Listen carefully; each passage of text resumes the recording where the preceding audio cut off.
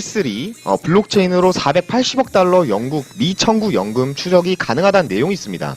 그러니까 R3가 사실 블록체인을 기반으로 해서 나중에 미래의 추후에 블록체인에 대한 그런 인프라가 구축이 된다면 더 많은 활동을 하게 될 기업 중에 하나인데, 바로 이 기업이 미국 뉴욕 R3 본사의 디지털 신원 부서를 총괄하는 이 아바스 알리는 올해 연금 기관들이 사용할 수 있는 R3 자체 블록체인 솔루션을 출시할 계획이라고 말했다고 합니다. 그래서 일단 이 기술을 접목한 영국의 경우는 연금 수령자 수가 무려 3,300만 명이 넘는다는 겁니다. 그래서 연금 전문 컨설팅 업체에 따르면 자신이 가입한 연금 중 하나를 잊어버릴 가능성이 있다고 답한 응자가 24%나 됐으며, 아직까지 1,600만 건의 미청구 연금이 존재하다고 하는데요. 이런 문제점에 대해서 점차 해결을 해야겠죠. 영국뿐만 아니라 여러 가지 호주나 다른 국가도 문제점이 있고, 그 중에 이 R3가 이를 해결하기 위해 근본적으로 해결하기 위한 것은 바로 신원이라는 것입니다. 그래서 연기금을 관리하게 되면 비용이 많이 들고, 그 중에 비중이 큰 업무가 연금 가입자의 신원을 파악하는 일이기 때문에 그거에 대해서 해결하기 위해서 블록체인의 기술의 장점이 있잖아요. 또 투명하고 안정성이 있는 그런 여러 가지도 있으며, 또 지금 보시면 DID라고 분산 원장 기술 기반의 신원 인증 방식도 나오고 있습니다. 그래서 미래에는 블록체인이 더 상용화가 되게 되면 주식이나 다른 여러 가지 의료나 무역 또는 가장 핵심인 금융 쪽에서도 많이 사용을 하게 되겠죠. 그래서 이 R3가 사실은 연기금에 관련돼서 같이 함께 하려고 하는 것도 있고, 일단 내용이 너무 복잡하면 여러분들이 어렵게 생각하실 수 있기 때문에 간단하게 요약을 해드렸고요. 다음 내용은요, 여러분. 다음 내용은 네이버 라인에서 미국서 거래소 론칭 또는 바이낸스 코인원 FATF 준수 박차. 결국에는 이런 것들을 본다면요, 지금 여러 거래소들이 이제 FATF의 규제에 맞춰서 준비를 하고 있다는 정황들이 조금씩 보이고 있다는 거죠. 그래서 내용을 잠깐 보시면요, 첫 번째 소식은 네이버 라인 암호화폐 거래소 비트프론트 미국서 론칭한다는 그런 내용입니다. 그러니까 결국에는 네이버 글로벌 계열사인 라인이 토큰 이코노미 확장을 위해서 미국 기반의 글로벌 암호화폐 거래소 비트프론트를 오픈한다고 28일 밝혔고요. 그리고 라인 블록체인 디지털 자산 자회사인 LVC 주식회사의 미국 법인 LVC USA가 운영하는 비트프론트는 암호화폐 간 거래뿐만 아니라 법정 화폐인 미국 달러와 암호화폐 간 거래를 모두 지원한다고 합니다. 그래서 총 15가지의 언어를 지원하며 암호화폐 링크를 포함해 비트코인, 이더리움, 비트코인 캐시, 테더 등 주요 5개 암호화폐를 거래를 한다고 하는데요. 일단 메이저 암호화폐를 출시하게 되면서 나중에 다양한 또 암호화폐를 지원하게 되겠죠. 바이낸스 내용인데요. 바이낸스는 FATF 트래블 룰 줄수의 박차, 시프트 네트워크와 인프라 구축이라는 내용이 있습니다. 그래서 글로벌 암호화폐 거래소 바이낸스가 퍼블릭 블록체인 프로토콜 시프트 네트워크와 파트너십을 맺고 트래블 룰 준수를 위한 인프라를 구축한다고 28일 밝혔다고 합니다. 이 내용에 대해서는 뒷부분에 자세히 말씀드릴 거고요. 가상자산 서비스 공급자인 암호화폐 거래소는 이용자를 대신해 다른 기관과 거래 관련 개인 정보를 공유한다는 그런 내용이 있었고, 그리고 이 시프트 네트워크의 솔루션은 가상자산, 그러니까 암호자산 서비스 공급자들이 데이터 유출을 최소화하면서 트래블 룰을 준수할 수 있도록 보장한다는 그런 설명이 있었습니다. 그래서 FATF 지침을 준수할 수 있는 인프라가 아직까지는 제대로 갖춰지지 않지만 천천히 이제 트래블 룰을 완전히 준수하기 위해 준비를 하고 있다는 그런 내용이 있었고요. 그리고 코인원에 대한 내용인데요. 금융권 수준의 자금 세탁 방지 체계를 구축 완료라는 그런 제목이 있었습니다. 그래서 내용을 보면요, 국내 암호화폐 거래소인 코인원이 자금 세탁 방지 컨설팅 및 시스템 구축을 완료했다고 28일 밝혔다고 합니다.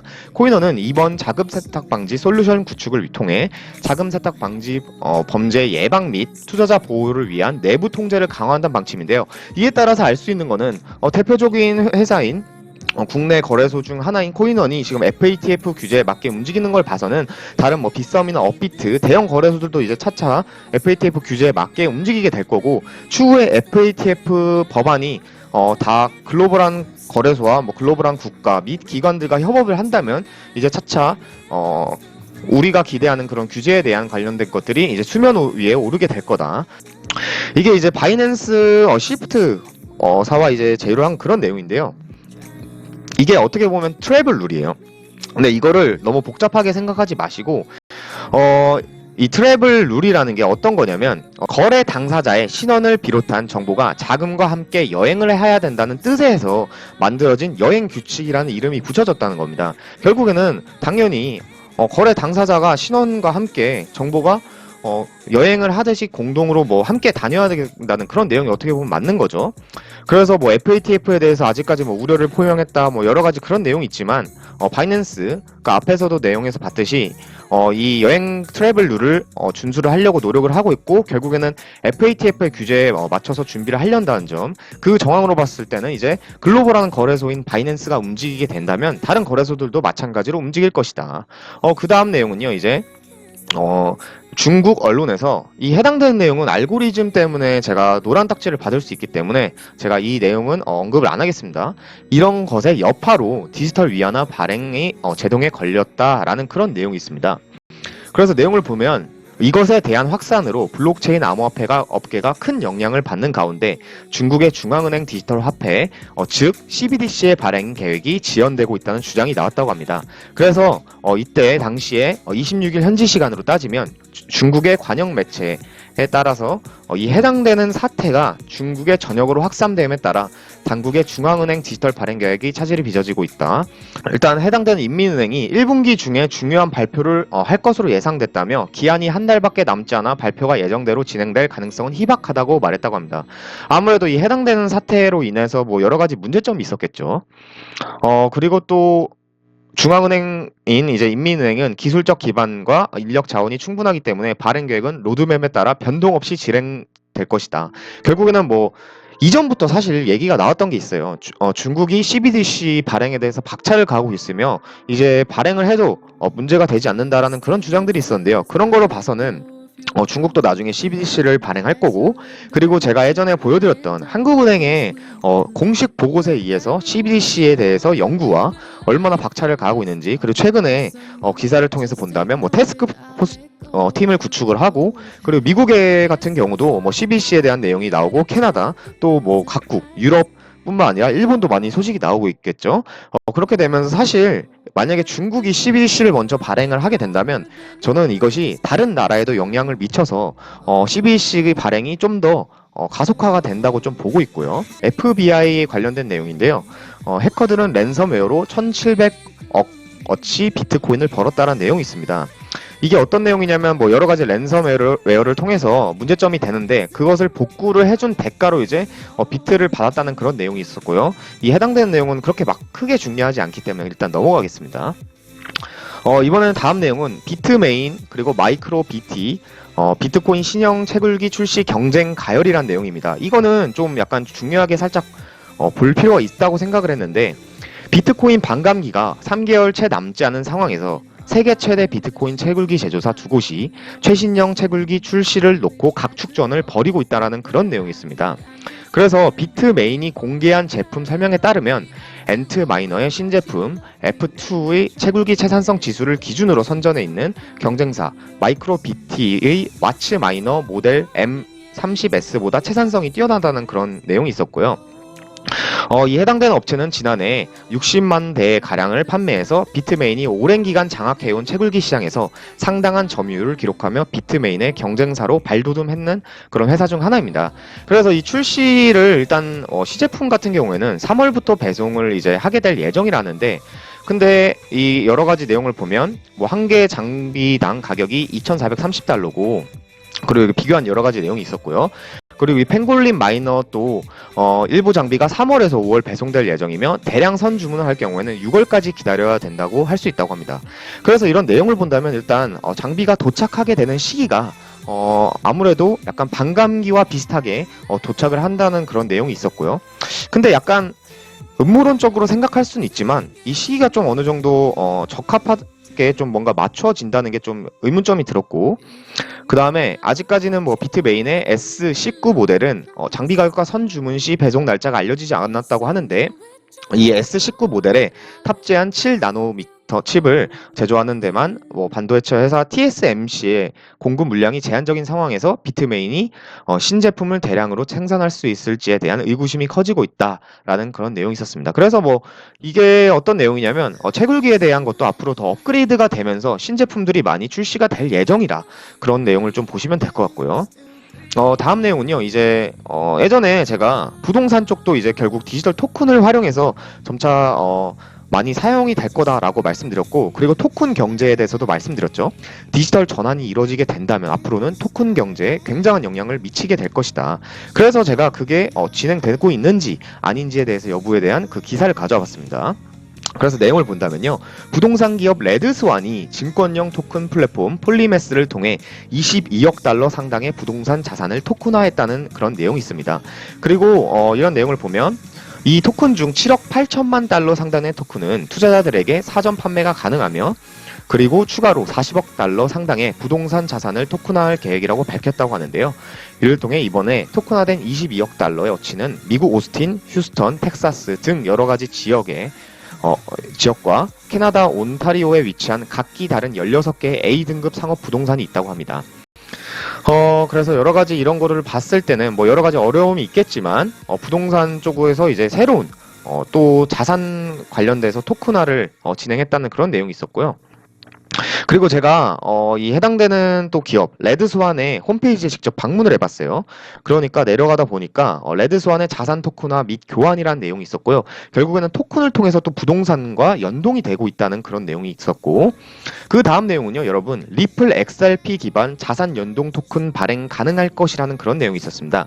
이것은 제가 이따가 이더리움의 어떤 그런 시스템과 연관지어서 좀 말씀드릴게요. 뭐 연관이 아예 된다라는 건 아니지만 좀 비교적으로 이해하기 쉽게 설명을 드리려고 합니다. 일단 내용을 보신다면요. 해외 송금에 최적화된 블록체인 솔루션 제공 업체인 리플이 자사가 발행한 암호화폐 XRP를 돌리는 블록체인 원장에서 외부 업체들이 자산과 연동되는 방식의 토큰을 발행할 수 있는 기능을 준비 중이다라는 내용이 있습니다.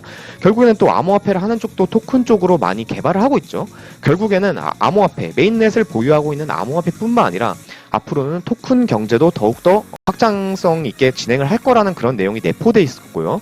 그리고 28일 날 리플 동영상에 인용한 내용을 따르면 데이비드 슈워츠, 즉 리플 CTO는 XRP 원장 기능을 확대하기 위해 흥미로운 신기술을 개발하고 있다.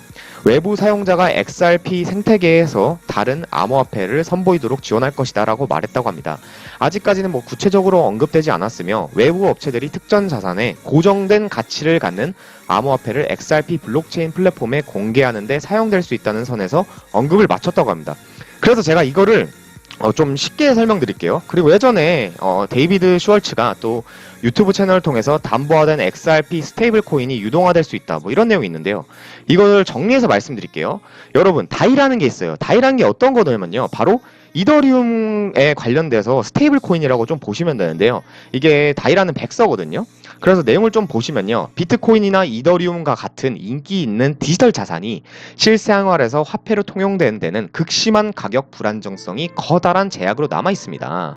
결국에 이게 무슨 말이냐, 스테이블 코인이라는 거는 말 그대로 어느 정도 고정된 가치를 지닌 코인이 되는 거고요. 지금의 기존의 암호화폐 같은 경우에는 가격 변동성이 매우 크기 때문에 정확하게 제가 예전에 말씀드렸지만 화폐의 기능을 100% 활용하기는 어렵죠. 그것을 이제 어느 정도 대체를 하기 위해서 다이라는 스테이블 코인을 개발한 겁니다. 이게 이제 어떻게 되는 거냐면 이더리움과 관련돼서 만든 그런 스테이블 코인이라 보시면 되고요. 그러니까 이더리움 관련된 그 가격이나 여러 가지 가격 변동성이 크기 때문에 그것을 대체적으로 하기 위해서 나오게 된 스테이블 코인, 이게 다이라는 거고, 이것을 통해 알 수 있는 것은 바로 리플도 일단 암호화폐잖아요. 크립토 에셋이기 때문에 가격 변동성이 있어요. 많은 분들이 생각하시기에 가격이 뭐 200원, 300원에서 왔다 갔다 하기 때문에 이게 스테이블 코인이다 라면서 웃으면서 말을 하고 있지만, 결국에는 리플도 크립토 에셋이며 그만큼 가격 변동성이 있기 때문에 그에 따른 보완을 하기 위한 시스템인 또 뭐 이런 스테이블 코인을 또 고려를 하는 것을 알 수 있겠죠.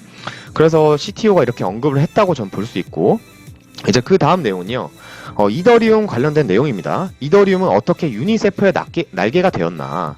그래서 유니세프에 먼저 암호화폐를 기부한 이더리움 재단, 유니세프는 암호화폐 프로젝트에 이더리움을 활용, 이런 내용이 있었습니다. 예전에도 이걸 연결지어서 설명드렸었는데 일단 요약해서 말씀드리면 결국에는 이더리움 재단이 유니세프, 그러니까 기부 쪽으로 유명한 단체 유니세프에 대해서 암호화폐에 관련된 것을 지원하겠다라는 것을 있고요. 그리고 아직까지는 구체적인 계획이 논의 중이지만 유니세프에 대한 지원을 향후 2년간 지속하기로 했다는 겁니다.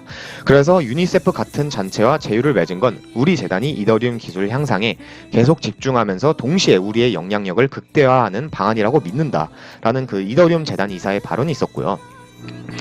그래서 이것을 지난해 10월에 비트코인과 이더리움 등 15만 달러 어치 암호화폐를 유니세프에서 시험 운영하는 암호화폐 펀드에 기부를 했다는 겁니다.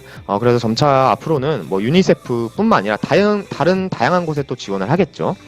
그리고 이게 이전에 있었던 기사 내용인데요. 바로 19년 10월 11일 기사입니다. 유니세프가 비트코인이나 이더리움으로 기부금을 받을 수 있는 암호화폐 펀드를 출범했다. 근데 여기서 중요한 것은요. 암호화폐 펀드를 출범했다는 건데 이걸 통해서 알 수 있는 거는 앞으로 더 나오게 되면서 생존하는 그런 가치 있는 암호화폐들이 결국에는 또 이런 행태의 암호화폐 펀드로 사용이 될 것이겠죠. 사용이 된다. 그러면서 더 많은 사용처가 될 거라고 봅니다. 그렇기 때문에 이 유니세프도 이 회사와 뭐 제휴를 맺어서 이 암호화폐를 받아들였겠죠. 그리고 그 다음 내용을 말씀드리면요. 여가부에서 청소년 나이 본인 확인에도 블록체인 DID를 활용을 허용한다는 내용이 있습니다. 근데 여기서 중요한 게 뭐다? 바로 DID입니다. 분산 원장 기능 기반의 신원 확인입니다. 신원 확인. 예전에 말씀드린 게 이게 뭐냐? 그러니까 지금의 기존 신분증이나 뭐 이런 것은 과거 같은 경우에는 일일이 다 확인을 해야 돼요. 근데 이것을 통해서 하기보다는 더 편리하게 지금 뭐 비대면 계좌 같은 게 있지만 그거보다 더 업그레이드 돼서 결국에는 블록체인 기반으로 또 신원 인증을 할 수 있다는 그게 바로 DID인데요. 이것을 앞으로 미성년자까지 이제 포함을 하겠다. 결국에는 뭐 성인뿐만 아니라 뭐 국내에서 이 DID를 활용을 하려는 거죠. 농협은행 같은 경우나 다른 다양한 은행들도 지금 DID를 활용을 하려고 노력을 하고 있고요. 그 다음 내용은요. 비트코인 채굴 집중은 해롭지 않다. 오히려 네트워크를 보호한다. 라는 그런 내용이 있습니다. 근데 사실 저는 비트코인을 결코 부정을 안 한다고 말씀드렸는데 비트코인에 대해서 좀 넘어갈 내용이 있습니다. 일단 라이트닝 네트워크를 하게 되는 거나 뭐 여러 가지 문제점도 있고 장점도 있어요. 최근 토큰 애널리스트의 보고서 중에 하나를 보면 한 개인이나 단체가 비트코인 해시레이트의 50%가량을 통제할 수 있다고 지적했다. 그리고 5개의 대규모 채굴풀이 합작 투자로 새로운 클라우드 채굴 서비스를 출시했다는 사실을 근거로 한 주장이다. 그래서 내용을 보면요. 2020년 비트코인은 소수모 대규모 그룹에 점점 더 신뢰를 많이 부여하는 중앙화 시스템이 되었다. 비트코인 네트워크 해시 파워의 중앙화는 신뢰가 필요 없는 네트워크라는 비트코인의 기본적인 원리를 약화하기 때문에 우려할 만한 현상이다. 라고 이렇게 얘기하는 건데요. 이게 과연 타당할까? 라는 내용입니다. 그래서 뭐 내용을 여러 가지 보면 뭐 여러 가지 문제점은 있다. 근데 이것을 이제 사토시 나카모토의 백서를 통해서 이제 근거를 대는데요. 일단 인센티브는 정직한 노드 운영을 장려할 수 있다. 한 공격자가 다른 모든 정직한 노드보다 더 많은 CPU 파워, 그러니까 해시 레이트를 모을 수 있다면 그 CPU 파워를 사용해 다른 노드로부터 편취하거나 새로운 코인을 만들어내야 할 것이다. 그러나 이때 잠재적인 공격자는 자신의 재산과 시스템 약화하는 것보다 기존의 규칙을 준수하는 편이 자신에게 더 이득이라는 사실을 깨닫게 된다. 사실 여기서는 이 내용을 통해서 여러 가지 뭐 비트코인을 부정하시거나 뭐 비트코인을 투자하면서 걱정하는 여러 가지 투자자들이 뭐 논란이 됐어요. 근데 이 내용을 좀 알고 보면요. 내용을 알고 보면 어떤 내용이 있냐. 바로 일단 공격에 드는 비용, 그러니까 이 해시 레이트를 가지고 있는 사람이 만약에 이 비트코인 서버를 많이 공격을 하게 돼요. 그러면 공격자가 보유한 해시 파워에 따라 달라진다는 건데 이거 예를 들어서 19년 내가 동료들과 함께 펴낸 논문의 요지이다. 우리는 현재까지 채굴된 모든 비트코인이 65만 8,800개, 현재 비트코인 가격도 약 60억 달러로 가정했다. 따라서 해시파워의 60%는 비트코인 39만 5천 개, 약 36억 달러로 가정했다. 그러니까 결국에는 뭐 내용을 정리해서 보면요. 뭐 이것을 공격하게 되면요. 그러면 사용자들이 시스템 신뢰에 잃게 된다면 지금까지 채굴된 65만 8,800개의 비트코인 가치가 먼저 떨어지고 이로 인해 엄청난 기회비용이 발생한다는 거죠. 결국에는 이 60%의 해시파워, 강력한 해시파워를 보유한 사람이어도 이 네트워크를 공격하게 된다면 이 공격이 결국 비트코인의 가격을 10% 만약에 낮추게 된다면 이 공격자는 앞으로 벌어들일 이윤에서 3억 6천만 달러를 잃게 된다는 겁니다. 결국 이게 공격의 기회비용인데 이게 무슨 말이냐. 이 백서와 말에 맞게 공격하는 게 된다면 결국에는 공격하는 사람은 자신의 재산과 시스템을 약화하는 것보다 기존의 규칙을 준수한 편이 자신에게 더 이득. 결국에는 공격하기보다는 그것을 어떻게 서버를 잘 관리를 하고 노드를 더 많은 시스템을 개발을 하고 또 이 해시파워를 가진 거에 통해서 또 공격을 하기보다 어떤 보안적인 측면이나 개발을 하는 것이 더 이익이 될 수 있다는 거죠. 해시파워를 많이 가진 어떤 기관이나 만약 업체가 있다고 가정한다면 이것을 굳이 공격을 해가지고 막대한 손해를 과연 끼치게 될까? 기업이나 여러 가지 그런 국가는 결국에는 목적이 이윤 창출이잖아요. 그러니까 그거에 맞게 결국 부합해야 된다는 거죠. 조달청에서 블록체인 AI 기술로 나라 장터 전면 개편이라는 내용이 있습니다. 그래서 결국에는 조달청에서 통해서 블록체인 기술을 통해서 앞으로 나라 장터를 한다는 거죠. 이를 통해서 알 수 있는 건 뭐냐? 지금 내용을 본다면 4차 산업혁명에 대응해 블록체인과 AI 등 최신 정보통신 기술을 적용한다. 결국에는 제가 이전에 말씀드렸던 4차 산업혁명, 만약에 이 내용이 좀 이해가 안 가신다면 최근 영상 중에 삼성 IT 공룡에 관련된 영상이 있거든요. 그걸 참고하시면 되는데 이 4차 산업혁명 기술 안에는 AI 뿐만 아니라 로봇, 인공지능, IoT, 자율주행 이런 게 여러 개가 있겠죠. 그 중에 블록체인도 있다. 그런 것들이 서로 이제 점차 융화가 되고 있다. 그것이 점차 우리에게 가시화가 되고 있다. 아직까지는 사실 비트코인이라는 것도 탄생한 지 얼마 안 됐어요. 그래서 우리가 보기에는 가격이 많이 오른 걸로 생각할 수 있어요. 물론 가격적인 측면에선. 그렇지만 거시적인 틀에서 본다면 이 블록체인이라는 시장은 아직은 전 블루오션이라 보고 있습니다. 그 이유는 탄생한 지 얼마 안 됐고 아직까지 블록체인 관련된 인프라가 충분히 확충되지 못했다. 그리고 지금 사실 국가나 기관들은 몇 년 전부터 이전에 투자를 했던 것을 제가 공식 국가기관 보고서나 여러 가지를 통해서 확인을 시켜드렸는데 아직 투자한 지 몇 년 안 됐다는 거죠. 이제 시작을 하고 있다는 겁니다. 그러면 아직 규제도 되지 않은 마당에 앞으로 규제가 된다면 규제가 되고 이게 자산으로 된다면 더 많은 것들이 엮이면서 또 융화가 될 거다. 이게 결론이고요.